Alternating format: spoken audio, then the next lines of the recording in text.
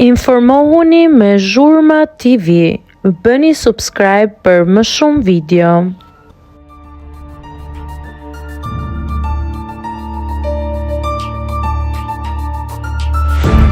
Ditë zije, ndahet nga jeta në moshë të re gazetarja e njohur. Një ngjarje që ka tronditur së fundmi komunitetin e mediave sociale dhe publikun ka ndodhur pikërisht me një influencer të njohur, Stefani Pjepër, e cila është gjithashtu dhe një gazetare. Ajo u përfshi në një ngjarje tragjike. Pas një grindje me ish-partnerin e saj, trupi i Stefanis u gjeti futur një valixhe në një pyll pranë kufirit Austri-Sloveni. Hetuesit dyshojnë se mund të ketë qenë gjallë kur u vendos në valixhe, megjithatë koha e saktë e vdekjes mbetet e paqartë.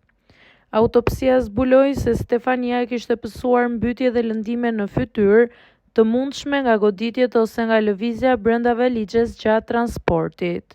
I dyshuari, një 31 vjeçar, u arrestua në Sloveni dhe më pas u ekstradua në Austri. Ai ka pranuar vrasjen dhe ka treguar autoriteteve për vendin ku e hodhi trupin e viktimës.